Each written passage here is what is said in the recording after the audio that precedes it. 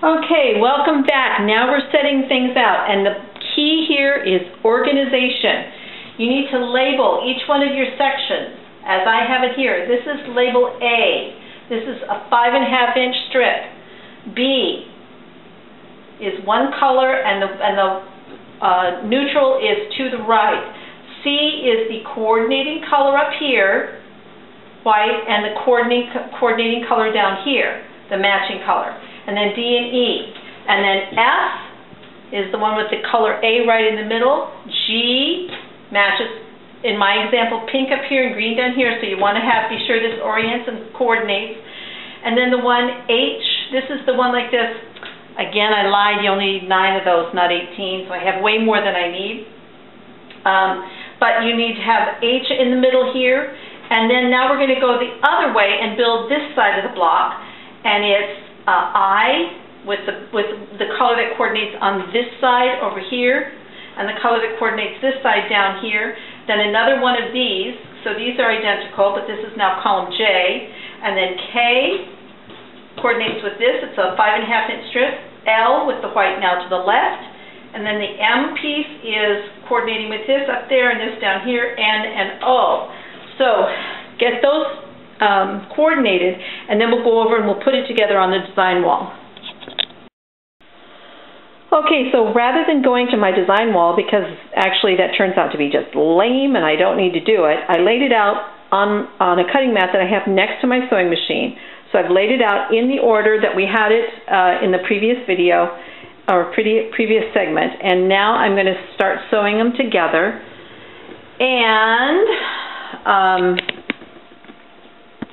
I'm going to start with the L and M row.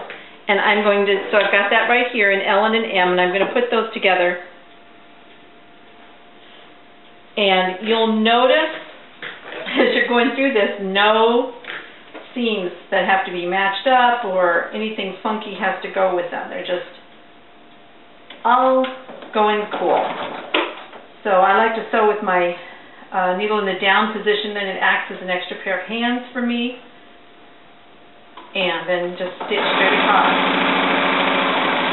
And what I'm going to do now is continue to sew L to M, and then when I have that unit finished and pressed, then I will sew N to it. So we'll be back in a minute. Okay, while you were gone, I took the liberty of doing the L, M, N units, those 3 blocks, and made them into 1 unit, and the B, C, D, and made that into 1 unit. And then I put it back down here. Remember, the key is staying organized, so I put them right back in the place that they were in. Now I'm going to attach J to this unit, and F to this unit, and then I to this unit, and G to this unit. And those 2 halves will be done, so I'll see you back here in a minute. Okay, now you can really see where we're going with our pattern. This is an interlocking Celtic block design inspired by the wonderfully talented Judy Martin, and her quilt. So now I've put this section together and this section together. All it remains is capping off these squares and joining them together, and then the block will be done. Okay, so the blocks are done, and there are 9 of them that I've completed. So this concludes this week. Next week we'll talk about layout and sashing. So, bye everybody! Okay ladies, if you ever get to a point where you're pressing and you find 2 seams that are going the wrong way, or any seam, even 1 seam, it's a simple matter, just get them going the right direction. It's a simple matter of releasing 1 stitch, folding them over to going the right direction, and then restitch that line. I mean, you just got to do it.